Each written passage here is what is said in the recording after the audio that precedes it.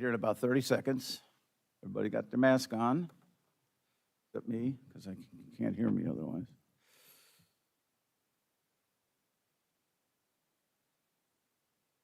We're just waiting for our audio and video to get up. All right, we're up. So, good morning, everybody. Thank you for being here. We'll get started with our meeting. We're all at the Flagler County Board of County Commissioners meeting for October 5th, 2020. It's 9:01, and we're in the Board Chambers Building 2 at the Government Services Building. So with that, please stand for the pledge.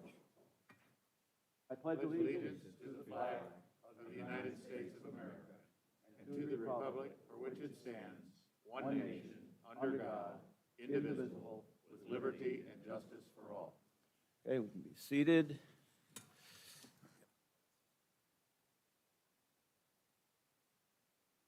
And I want to say that we ask God to bless all the citizens of Flagler County, especially the men and women in the military around the world, standing watch to maintain our freedom. Here at home, our brave first responders, police, fire, and medical personnel who keep us safe, away from danger, and secure in our homes. And with that, we'll have a moment of silence.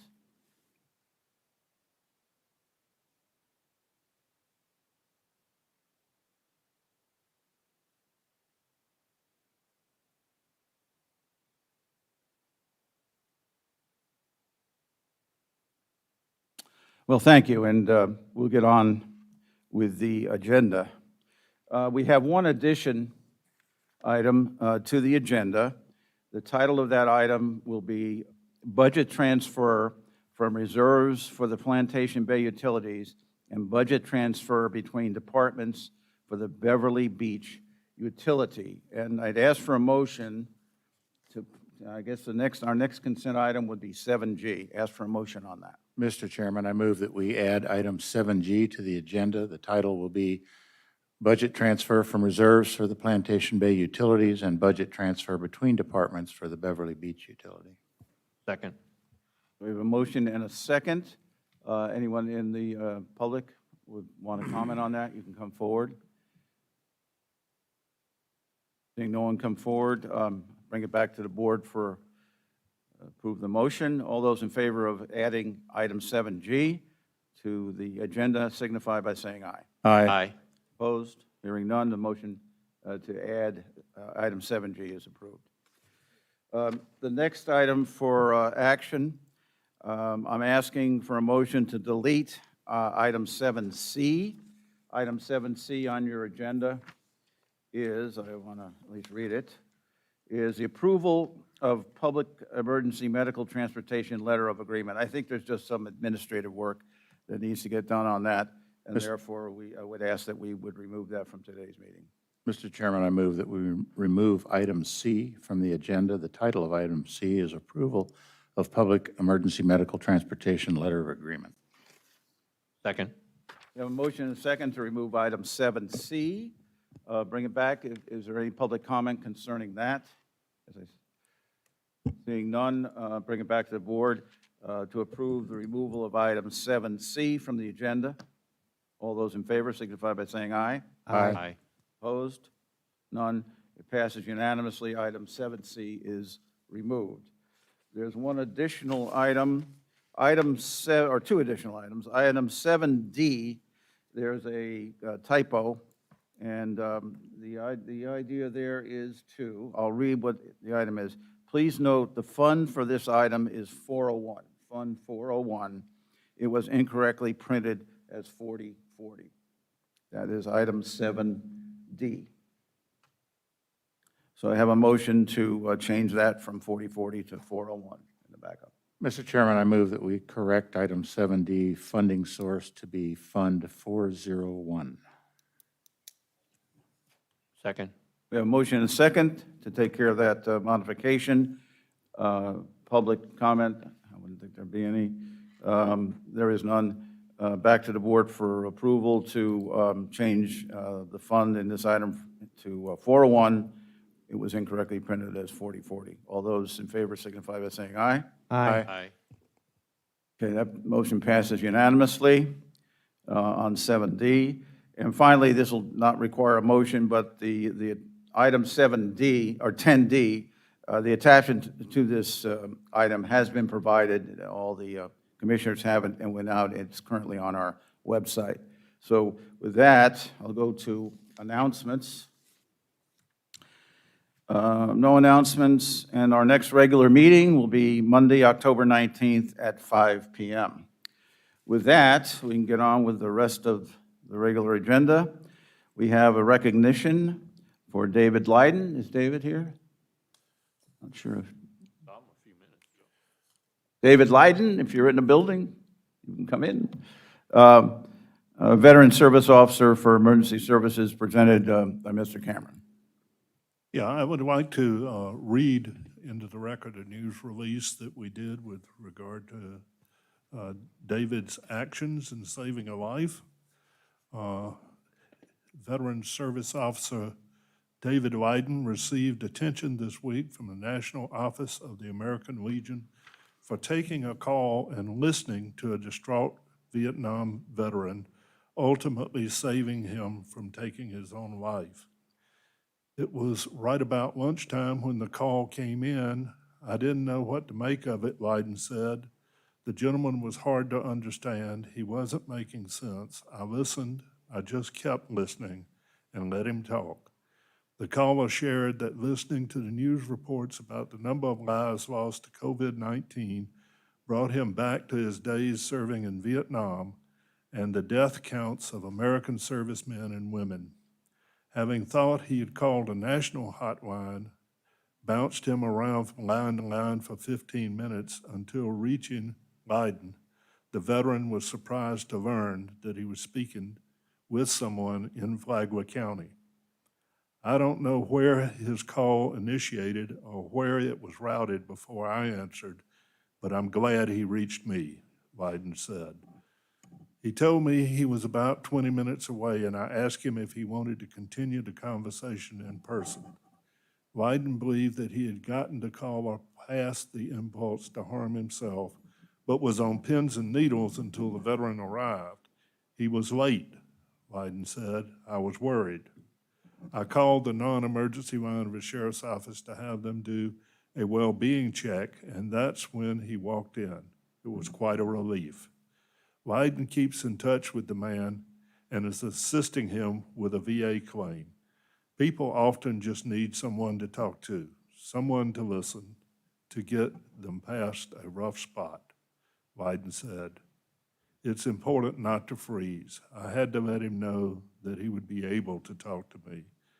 The humble Lyden, a 36-year Air Force reservist and a retired New York police officer who has worked 4 years for Flagler County as the Veteran Services Officer, never told county administration about his life-saving phone call, which happened in July. Word came by the way of a Google alert on September the 23rd that there was an article posted about him on the American Legion website. Lyden said the local chapter became aware of the call because he mentioned it during his radio show, Veterans on Point, which airs on WNZF 94.9 FM and 1550 AM from 9:30 to 10 AM Sundays, while discussing the PTSD and suicide prevention. The news traveled upward through the district office to the national office. David does lots and lots of things for our veterans. He goes out of his way, and he never seeks credit for what he does. Thank you, David. You're here, so congratulations on what you're able to do, and you do a great job in your job with the veterans. Thank you, sir. Any of the other commissioners just wanted to acknowledge that? So it just, and did you have anything more you might want to say about the incident, or just? Just to say that it kind of got away from me. I didn't mean for it to get this big. I did discuss it on the radio, so that it kind of shook me up, because you get that call, and you want to do the right thing, and I want people to think about, not just say that and talk about suicide awareness and prevention, but just like CPR or some other kind of emergency measures, is to kind of prepare. Think in your mind, how will you answer those questions if you do get that call? And that's how it started. And got picked up by the local Legion, and it grew from there. And if the county got caught off guard, I apologize for that. But it was all in good, it was all for the good, I think. We're happy to get caught off guard in that way. I appreciate that. And thank you, Commission, for the kind words. Have a great day, everybody. Great job.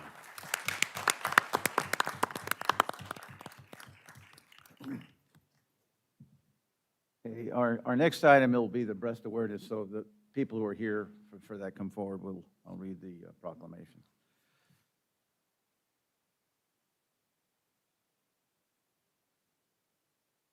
Oh.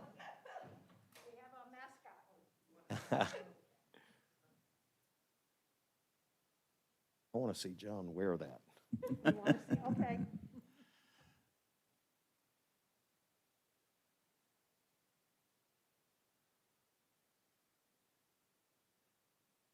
Oh, yeah, because that's back down. Okay. All right. Thank you for being here. A proclamation of the Flagler County Board of County Commissioners recognizing October 2020 as Breast Cancer Awareness Month in Flagler County.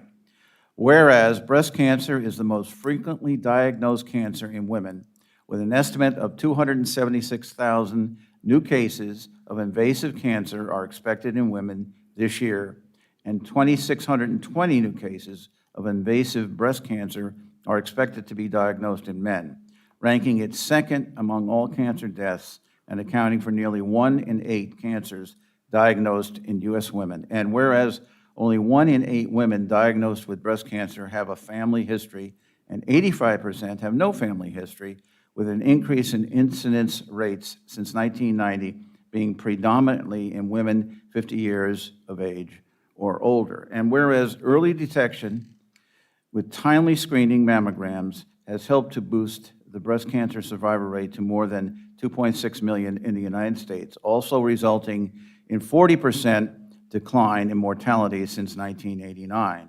And whereas Advent Health Palm Coast Foundation's Pink on Parade 5K, with the support of our community, has raised and distributed over $150,000, helped over 577 patients, and performed hundreds of procedures in direct support in Flagler County men and women dealing with breast cancer. Now, therefore, be it proclaimed by the Flagler County Board of County Commissioners that they hereby proclaim October 2020 as Breast Cancer Awareness Month in Flagler County, and encourage all citizens to join our breast cancer awareness campaign by encouraging all women to receive breast cancer screenings, actively educate others concerning the importance of early screening, and raise the pink flag against breast cancer. Adopted this 5th day of October 2020, attested Tom Bexley, Clerk of Circuit Court and Controller, signed by me, David Sullivan, Flagler County Board of County Commissioners Chair. So thank you all for being here, and I'd like you to maybe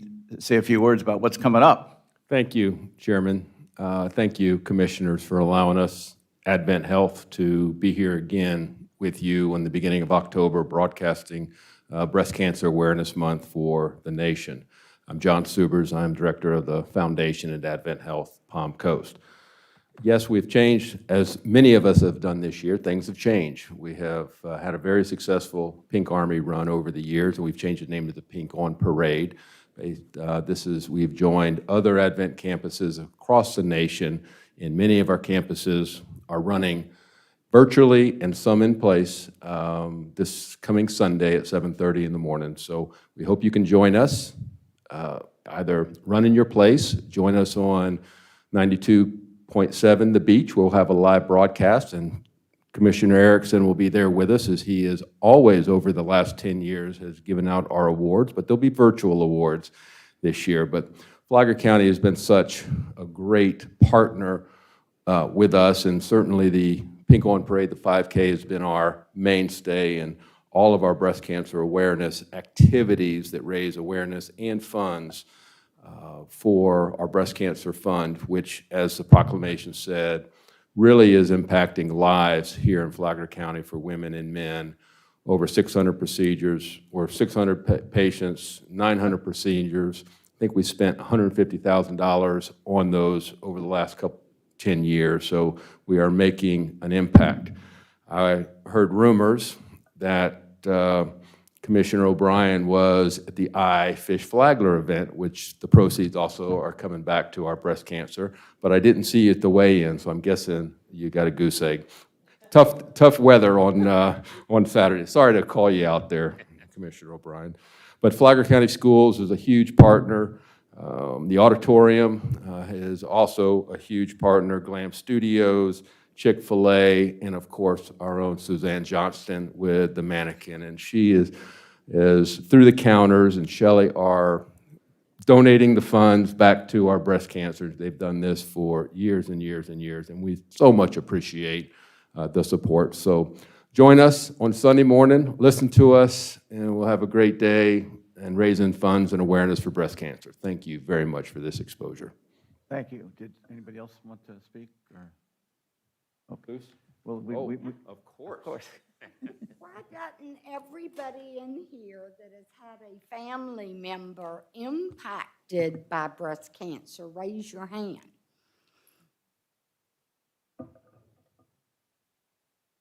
You see how important it is for breast cancer awareness. And you know, the whole thing is with COVID hitting this year, the funds are really going to be impacted. And the funds that have been raised through the years have been used for Flagler County women for diagnostic procedures, medication, everything that would help. So any of you that would like to make a donation, you can always get the money to me. I'll make sure that it gets to Mr. Subers to help the Flagler County women that are impacted. Thank you. I hate to dun y'all for money, but y'all pay me anyway, so. we're used to it. So maybe come forward, if anybody else want to speak. If not, maybe come up here. I think since we got the mannequin and everything, maybe here in front for some pictures. We'll stand up in back.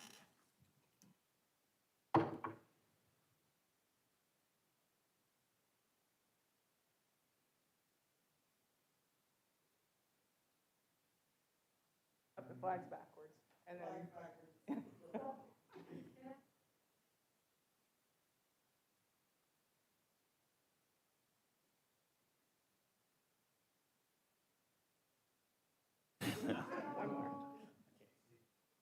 Thank you, everybody.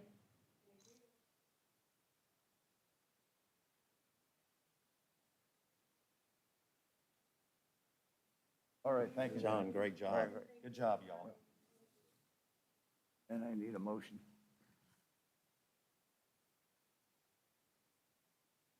Mr. Chairman, I move that we approve the proclamation for Breast Cancer Awareness Month, October 2020. Second. We have a motion and a second to approve the proclamation. I'm just going to bring that back to the board for approval. All those in favor of the approval of the breast cancer proclamation signify by saying aye. Aye. Aye. Passes unanimously. Go on to the next item. I guess John Brower, you're gonna do this next one, right? Right. The next item will be the presentation by Flagler County, Florida has received a Distinguished Budget Presentation Award from the Government Finance Officers Association, GFOA, for the 11th consecutive year. John is our financial. Mr. Chair, it's always an honor to be before the board, but today I'm particularly proud to announce that the Government Finance Officers Association of the United States and Canada, GFOA, has conferred the nationally recognized Distinguished Budget Presentation Award upon Flagler County's annual budget for fiscal year beginning October 1st, 2019 and ending September 30th, 2020. This is the 11th straight year the county has attained this honor, showing the board's steadfast commitment to not only achieving, but maintaining excellence in governmental budgeting. In order to receive this award, a governmental unit must publish a budget document that meets program criteria as a policy document, as a financial plan, as an operations guide, and as a communications device. This award is the highest form of recognition in governmental budgeting, and its attainment represents a significant achievement. This award is a culmination of many months of hard work by staff in all departments throughout our organization, but none more so than your budget team, including Lauren Shank, Amanda Gilbert, Lacey Martin, Brian Eichinger, and Leanne Burke. I also want to mention the enormous amount of help the budget team received throughout the process from Carlos Hernandez, Stephanie McMahon, and Rose Kiernan. This nationally recognized award is not a possibility without everyone working together and sharing their experience. And I sincerely wish to thank each and every one of them. Thanks, guys. Thank you. That's all I got, sir. Thank you, and you're doing a great job, and I'm glad we continue to get awards. That's a good sign, especially when it comes to money. So That's right, Mr. Chair. You and mind we've if we got our have a- budget, we're essentially done with our budget for this year, We're done? and so that's good, and that's an indication that the beat goes on. Yes, sir, that's right. Congratulations, John. Thank you. We get a picture? Yeah, come up front here just the same way, and I think with that many, and we'll get a picture of us all.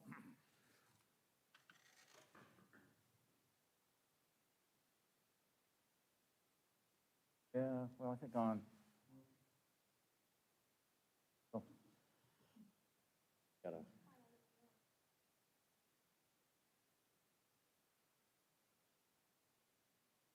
Hey, everybody smile really big because it's going to make the picture. We'll know what year this picture was taken. Thank you, everybody. All right, thank you.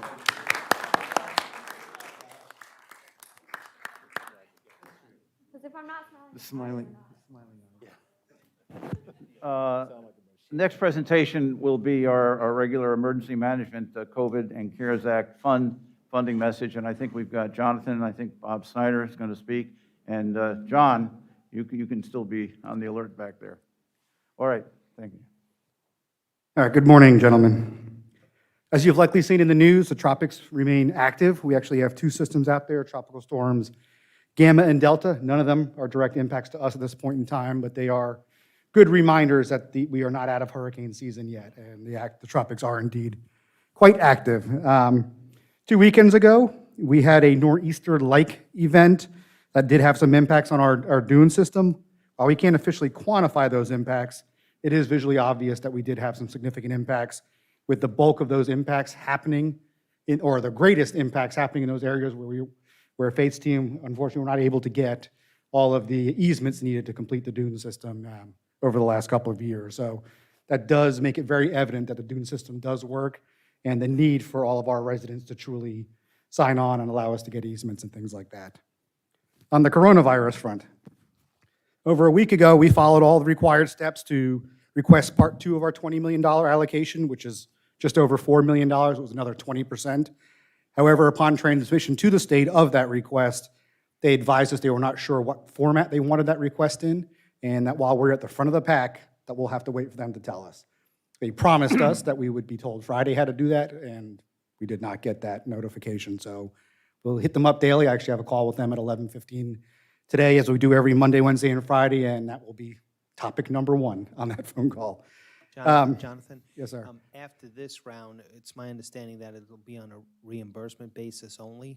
Correct. So the part that we're fighting, and I think, and I say we, I mean the counties as a whole, with the exception of those that got the money directly from the federal government, is that if they're going to dig in on that, that they allow us to request reimbursement based on encumbrances versus actual expenditures, so we can receive the money back into your bank accounts before we actually cut the checks out. So for example, with our business program, if we were to have approved $250,000 in pending outbound checks to businesses, we will show the state that we've approved $250,000, and they would then cut us a check, quote unquote, cut us a check, and then we would issue those 250. So that's our goal. So the name of the game is shifted a little bit to trying to encumber anything that's, as much as possible that's legitimate and within the Correct. federal guidelines Yep. or rules, right? Yeah, and again, our splits haven't changed. We're still doing 50% of our entire allocation towards the business grant, small business grant program, and then 25%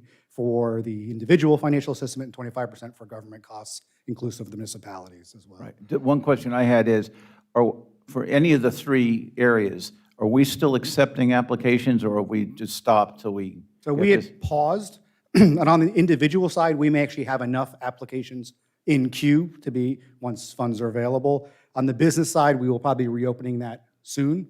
We'll be doing a press release in the near future about that happening soon, but we wanted to get that other 20% in the bank before we officially did that.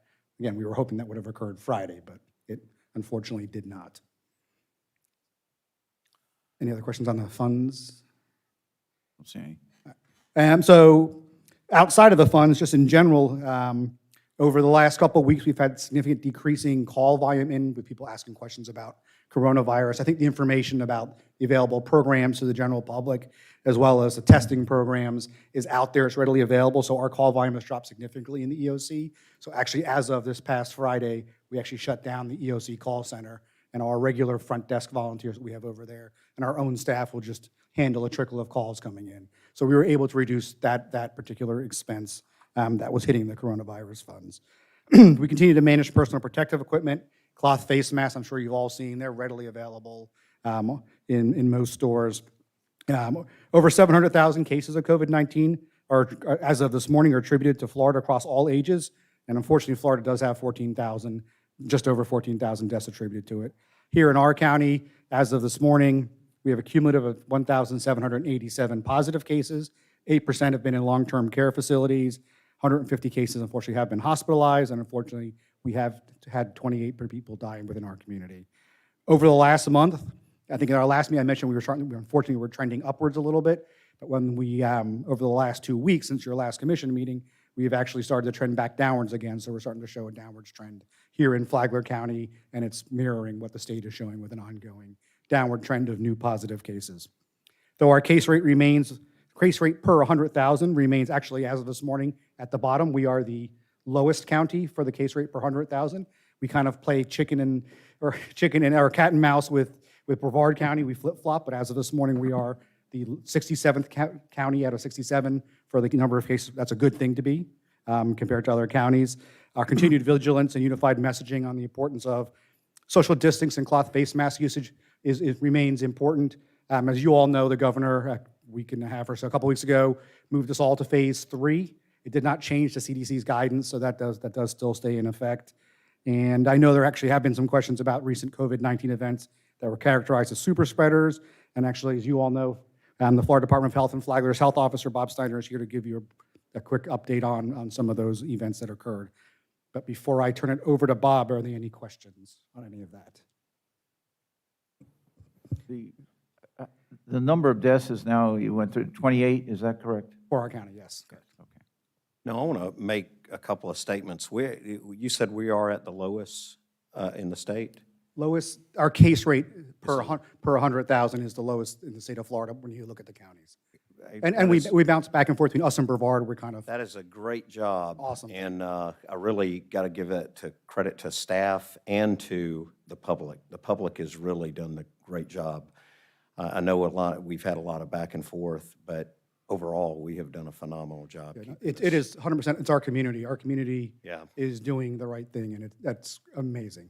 And as far as the COVID money, I want to say our Congressman Waltz and State Representative Renner and Senator Hudson have done a phenomenal job working hard to get that money for us. Agreed. So, You can bring Bob. Yep. Thank you, gentlemen. Bob Snyder, please. County Health.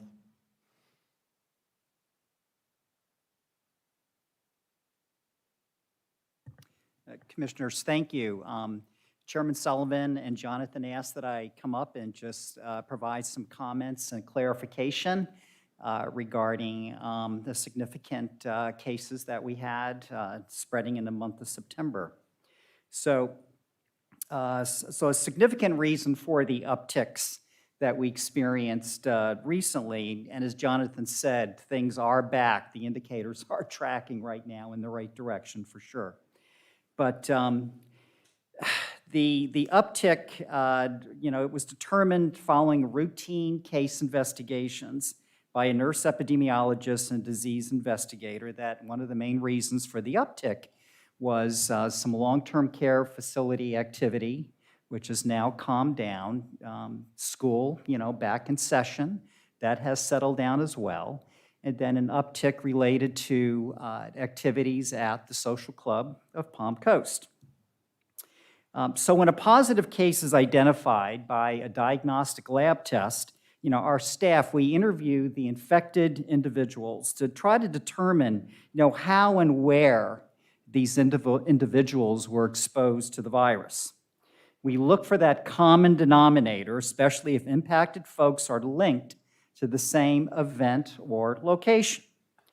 Following several conversations with infected persons and the secretary of the club, who was keeping her own log of members infected, the Social Club of Palm Coast surfaced as the nexus of exposure. Early in the investigation, infected folks and witnesses mentioned their attendance at an event on August 28th, and they identified it originally as a karaoke night. As our investigation proceeded, we obtained the list of positive cases that the secretary of the club was tracking. It showed 23 individuals who tested positive, with their exposure dates linked to social events at the club on August 21st, August 29th, and 78% of cases connected to the evening of August 28th, which featured a singer-performer who routinely headlined at the club. So not a karaoke night, as our investigator was initially told, but several events at the club the preceding days, including the 28th. When we interviewed the secretary of the club about their board policy regarding social distancing and mask wearing, she indicated for sure that these measures were mandated by their board, but they were not followed by members of the club or enforced. This was corroborated by several folks that our disease investigators spoke to. So what was the final outcome? Well, dozens of positive cases, 2 deaths, numerous hospitalizations, including some patients who are in critical condition. We also have evidence of the social club members who transmitted the virus to loved ones and others, including grandchildren attending school. So this was a classic example of how a virus spreads in your community. And all the suffering, all the illness and tragedy could have been prevented through 2 simple, innocuous practices when indoors: social distancing and mask wearing. Simply put, the virus knows no boundaries, regardless of political leanings or personal beliefs, period. Our health department performed well. It was incumbent upon us to alert the community about super spreading events tied to the Social Club of Palm Coast to avoid future transmission, sickness, and distress caused by COVID-19. I personally believe that it is our civic and our patriotic responsibility to do the right thing, mask up and social distance. Gosh darn it, do this for yourselves and the ones you love and care about. That's what it's all about. Thanks. Thank you, Bob.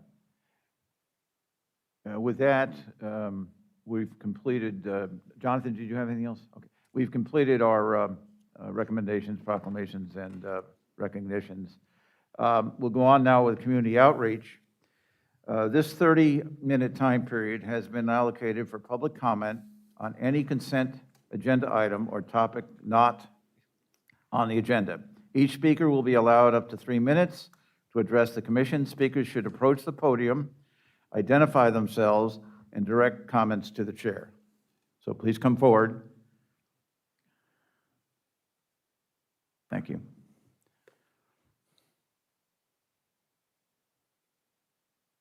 And identify. Thank you, Commissioners. My name is Gloria April. I'm the Secretary of the Social Club. We had tried everything we mandated the mask, we took temperatures, we made sure that the club was sanitized.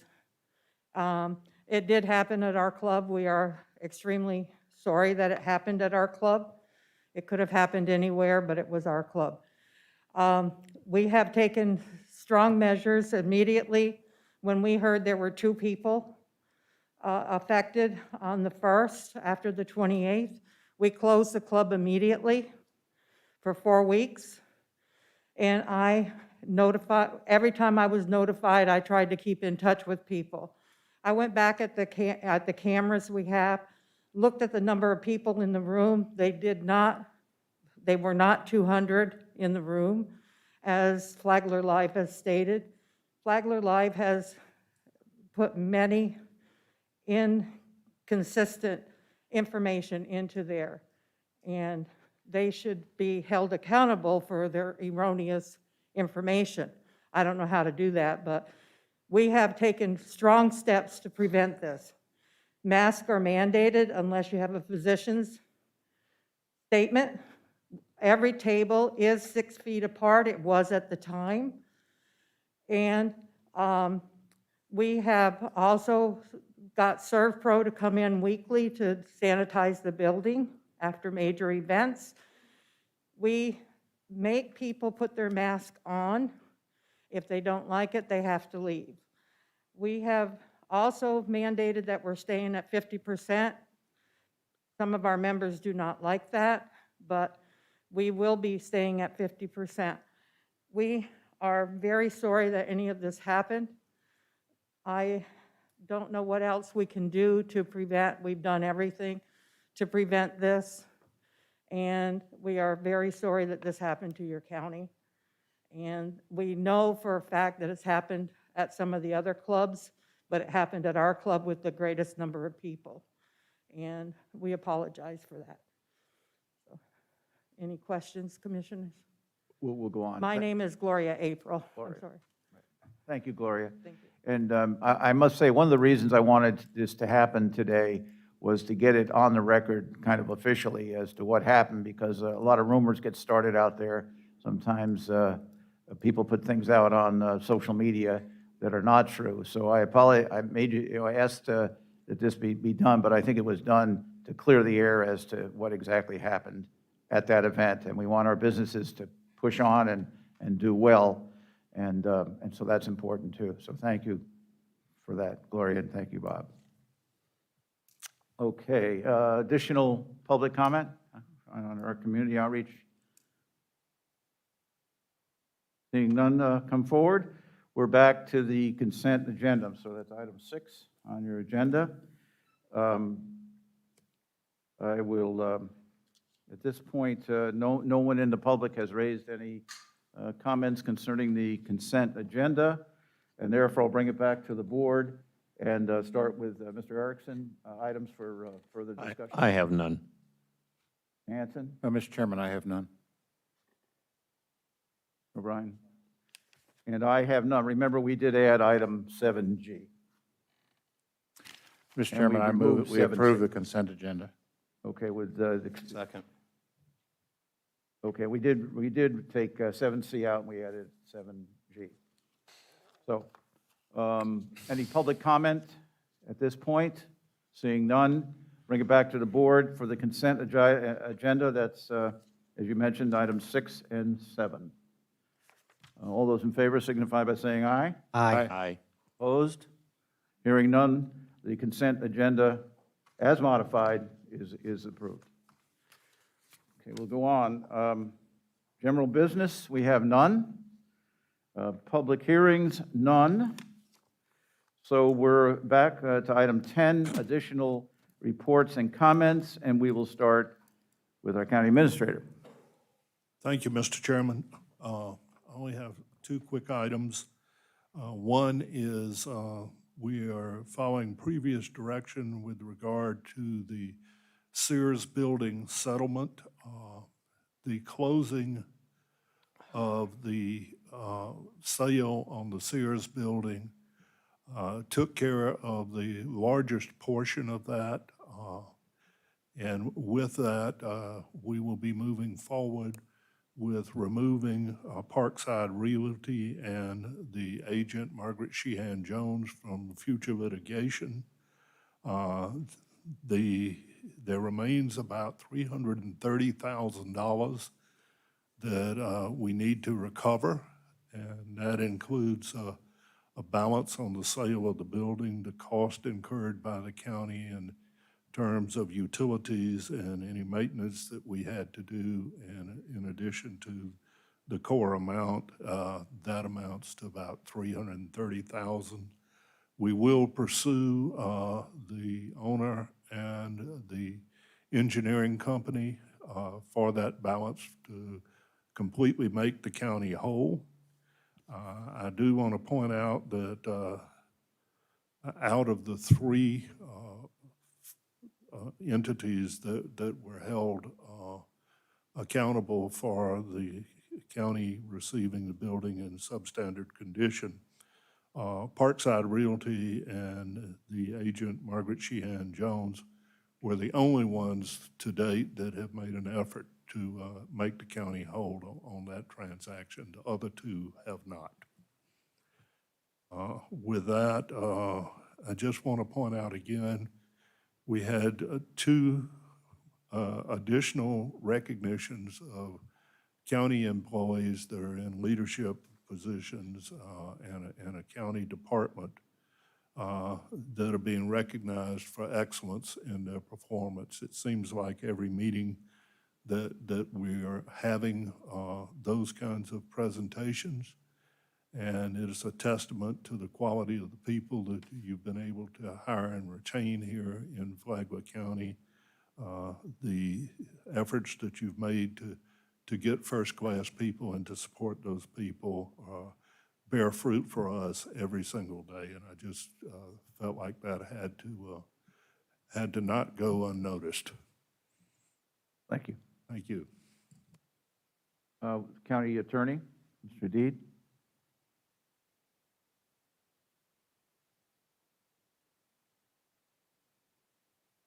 Yes, thank you, Mr. Chair and Commissioners.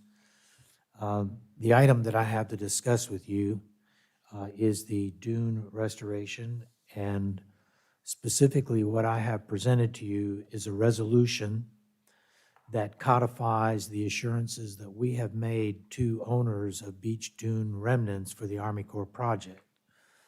We have, of course, been providing those assurances in various forms, verbal presentations, emails, letters, at public meetings. This has been ongoing over the course of the project. We're at the stage where we want to complete, obviously, all of the outstanding properties, and what we have done is to make it very clear, because some of those people are continuing to question our assurances. So we are codifying them for the primary purpose to treat all owners equally. In other words, they're all being given the same assurances. The document that you have is essentially, or captures essentially what we have been saying from time to time in all our modes of communication. And we are doing this so that the owners of the dune remnants can rely on them uniformly, with no subgroup of owners being treated any differently from any other owner. What those assurances cover, just very briefly, in the dune easement that the Army Corps prescribes, the words public beach is used. And a number of the owners, including the eminent domain lawyer, by the way, believe that that was deeming their property to be public property, that they no longer had private ownership in that property. And varying, I mean, I'm saying that in a real broad way. I'm summarizing a lot of different ways that people have articulated it. And as you know, that's not correct. We are not altering any of the rights of ownership except the right of Flagler County, through its contractors, through Army Corps funding, to go in and restore the dune per engineered specifications, per landscape specifications, and to maintain that dune and repair that dune, and particularly to perform significant repairs in the event of a presidentially declared storm. So therefore, they do not give up their right to prevent the property, to prevent the public from crossing over their property from A1A onto the beach and vice versa. People cannot traverse across their property as some had feared or raised as a possibility because the language wasn't that specific. As you know, Flagler County, I know you know this because you went through these hearings, but also the city of Flagler Beach declared customary use of the beach to capture all uses that have been traditional and customary on our beaches from time immemorial.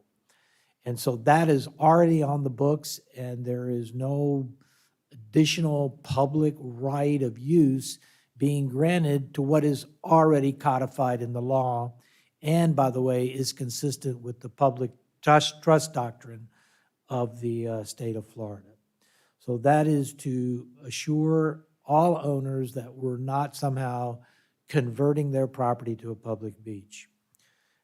There were also a lot of expressions of concern about, will the open view be maintained? What about the vegetation?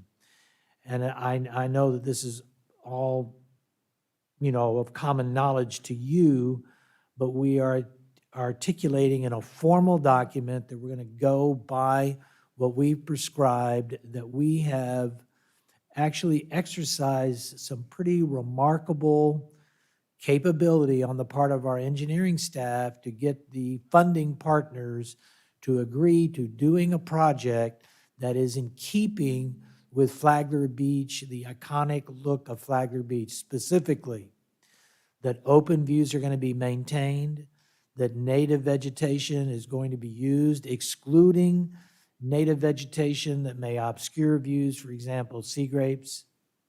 Of course, any existing densely vegetated area is not going to be disturbed. We're going to not tear out good dune vegetation where it already exists.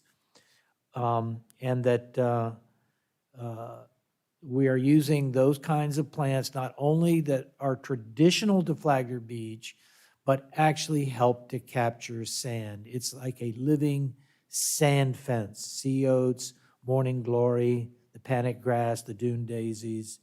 And of course, they also provide habitat for shorebirds, sea turtles, and other marine and other organisms. Finally, we did have this issue arise very early in our discussions with owners, and that has to do with the dune walkovers. We are not denying individuals the ability to have dune walkovers on the dune remnants, provided that they get all of the permitting authorization that is required by DOT to cross the DOT easement, the Department of Environmental Protection to approve the walkovers so that it is environmentally appropriate, and the permit from the city of Flagler Beach. Now, I want to remind everybody that the city of Flagler Beach, you may remember this, went through a rule adoption procedure in applying their new beach management plan and their comprehensive plan to how they're going to manage that beach. There are no development rights by the comprehensive plan in the beach, in this dune remnants. They can't build, nothing can be built there except an authorized dune walkover. Flagler Beach has determined that where an owner has not signed a voluntary easement, they will not permit a walkover because that creates too much risk to the beach. Now, we have taken the position that we are not going to leave any parcels out.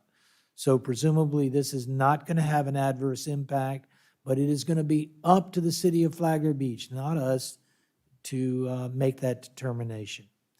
So as long as they go through that gauntlet of getting all of those permits, the county will allow them under our easement. We are the grantee, no other party. We are the recipient of the easement.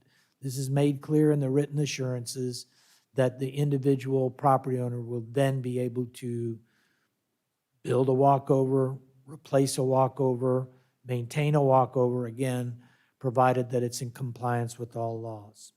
So we're asking that you approve this resolution unless you have any comments about it or any questions that you want to raise concerning its adoption. So, thank you. So we do have this resolution. Any comments before we go further on this resolution? I think we all received it on the board. I looked at it. And is this going to go out specifically to owners? And it does apply to everyone on the beach, right? That's correct. We're promulgating, obviously, the resolution is an official document, and it's going to be communicated as such. It'll be placed on our website. We're not going to individually mail this to 100 property Right. owners. It is not inconsistent, by the way, with the frequently asked questions section of, I'm sorry, this is may sound to you like a retread. Why are you telling us all this? But unfortunately, there are some people that prefer these written assurances. Their comments were, well, it's in your FAQs, frequently asked questions. That doesn't mean it has any binding effect. Okay, so now we're giving it binding effect by the act. But of the this applies resolution. for all 18 miles of the beach, right? Well, right does now, it? this is just for the Army Corps project. Okay. But it will not be materially different for other parts of the beach. Okay, I just wanted The to make. wording may not be, there are references here to Army Corps, so obviously that wouldn't exist in the others. Okay. But that's correct. So, I'm just looking, nobody, I don't see anybody else speak. So, at this point, we have a resolution to be, you want it voted on, right? And Mr. Chairman, I move that we approve the resolution for dune easements that codify the county's assurances to dune remnant owners. Second. Motion and a second concerning the resolution in item 10B. With that, I'll open up for public comment on this particular resolution. Seeing none, I bring it back to the board for approval of the resolution for dune easements that codify the county's assurances to dune remnant owners. All those in favor signify by saying aye. Aye. Aye. Opposed, none. Therefore, it passes unanimously. All right, you're Thank you still very on, much. Mr. Adid, it's still your turn. Yes, just very quickly, you remember that we are in the process of pursuing eminent domain against the owner of the two isolated dune remnants that are one is in the south 2400 and one is in the south 2500 block. We have obviously made attempts to communicate with the owner, and the owner did reach out toward the end of last week to our engineering department and had some inquiries, and as a result, the engineering department prepared an engineer, well, I don't want to say an engineered drawing, but basically a depiction of the property and where the lines are of where the new dune will be, where the erosion control line will be, et cetera. So we're hopeful that that is an indication that the individual will act in a way so that we do not have to continue to pursue eminent domain where she, as a property owner, runs the real risk of not having ownership of the dune remnants. So that's one update. And the other is that we have some optimistic indications in the south 2700 block. If you all remember, that's our alternate bid area. And our intent, as we have stated, Mr. Cameron and myself, and as you have stated to us, It is our intent that we want to do the 2700 block and that we're continuing to provide assurances and other support to people that are addressing those owners. And we are optimistic that we're going to turn the corner on that. We still may have, I hate to say this, I think my best estimate is we're going to have 2 more owners that probably will not sign. So we'll be sending out a sort of a, I don't want to call it a demand letter, but they need to decide what they're going to do so that the next time we meet, we'll probably have before you any that we believe we're going to need to pursue eminent domain. Well, Unless you, okay. unless you have any questions, that concludes my report. Thank you, Mr. Any questions from Mr. Adee? All right, with that, we're back to our second community outreach session. Item 10C on your agenda, 30-minute time period has been allocated for public comment for items not on the agenda. Each speaker will be allowed up to 3 minutes to address the commission. Speakers should approach the podium, identify themselves, and direct comments to the chair. So if we have any additional public comments, please come forward now. I don't see anybody coming forward, so we're down to item 10D, which is commission reports, comments, and actions. And just to change it, I'm going to start with Mr. O'Brien today. I have none, sir. Anything, Mr. Yeah, I got a couple. First of all, I want to say with the social club, I'm a member there, and I've witnessed them practicing very strong social distancing. It's sad that the county and businesses continue to be the grunt of a blogger that doesn't put out accurate information. This stuff really impacts our organizations, and I think the health department's done a good job. You guys have worked hard, especially with media coming out like it's doing, because it seems to stir people up. And then, of course, the bloggers. But again, we've been very clear with people. I've told them the mask issue is something that we need to recognize. If a business wants it, if a public wants it, then respect it. You have the choice of not going in there. None of us on this commission has made it mandatory. None of us in this county has. The city had some confusing stuff coming out, but we have been very clear. And I want to thank the community for keeping these low numbers down. And Bob, you and Dr. Bickle, y'all received some shots, but health has got to be number one. I mean, at the end of the day, I'd rather be called a lot of names and do the right thing than to fall to the public pressure. But good job for you and your department doing that.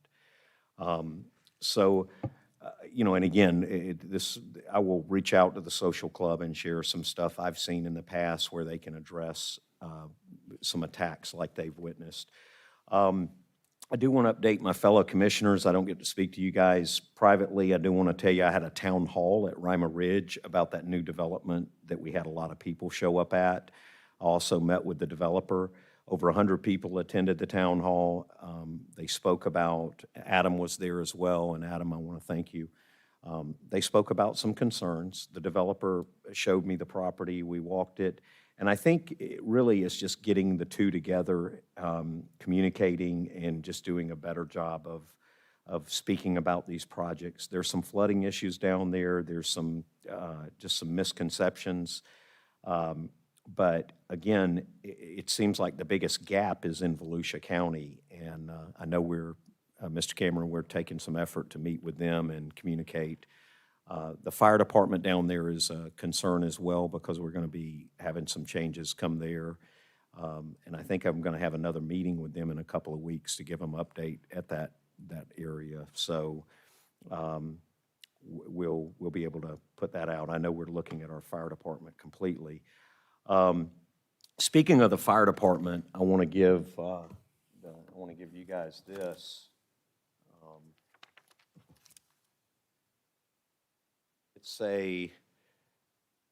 Pass that down. And then I've got one for you, but I want to hold on to it just a second. But yesterday was National Fallen Firefighters Day, Memorial Day, on October 4th, 2020.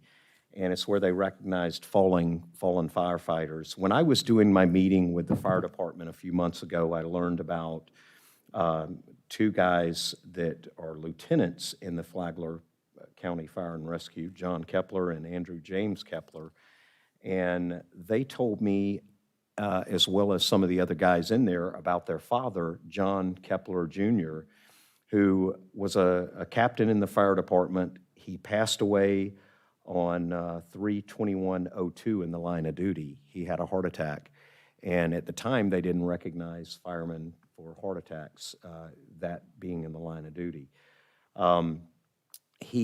All the family has wanted, they don't want any kind of benefits, they don't want any kind of thing. They just want their father recognized for the strong work that he did for this community. He lived through some of the biggest and hardest times in this community.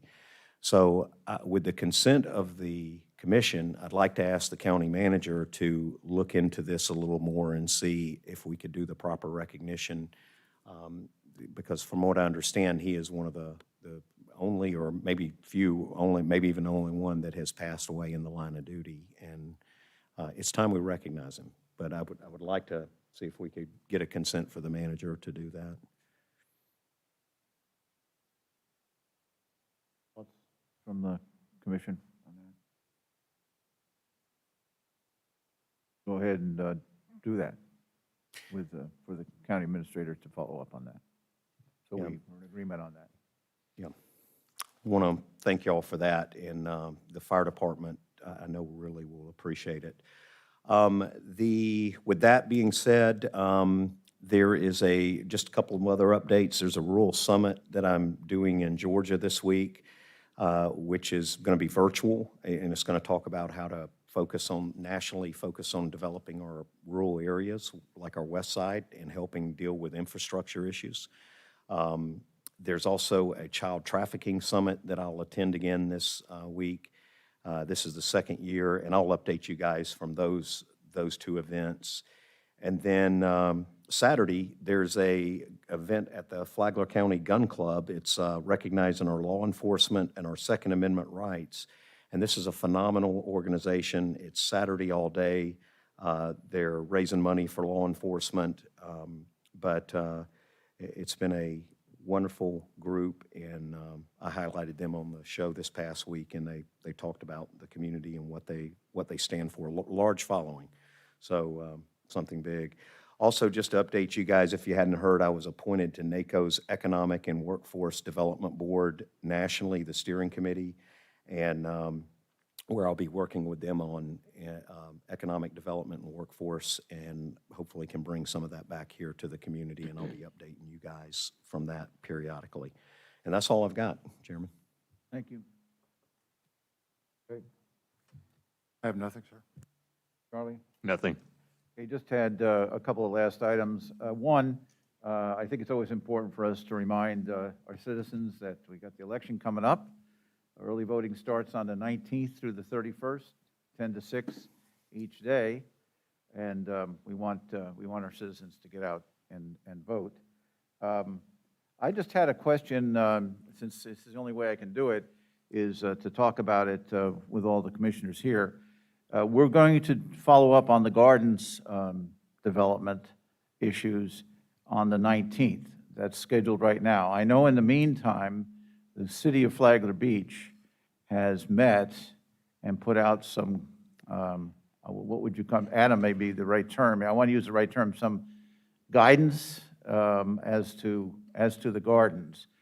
Are we going to be prepared, given the Flagler Beach meeting and what's been going on, to follow up on this on the 19th? I just want to make sure that we're okay with that, because there's no point in having another meeting and non-decisions made if we're not going to be fully prepared at that point. So I just wanted to bring that thought up. Anybody else, any of the other commissioners have any thoughts on that? Or maybe Adam, since I see you sitting here, or obviously our county administrator, any thoughts about that? Well, it's incumbent upon us to be prepared. Well, Yeah, yeah. right, I mean, you know, it's just that, that's what but I'm the doing. city, has done some stuff now, too. Adam Michael, Growth Management Director. The city did hold its workshop, did agree and take action to provide a letter along with the transmittal memorandum from their city attorney to the board. I think that's coming today. There are, I think, 4 or 5 concerns that are listed on that, and they are, I believe, the final action of the city commission was to elevate those beyond comments, so that those are action items that they're expecting to have addressed as a party and as an adjacent local government then to the development.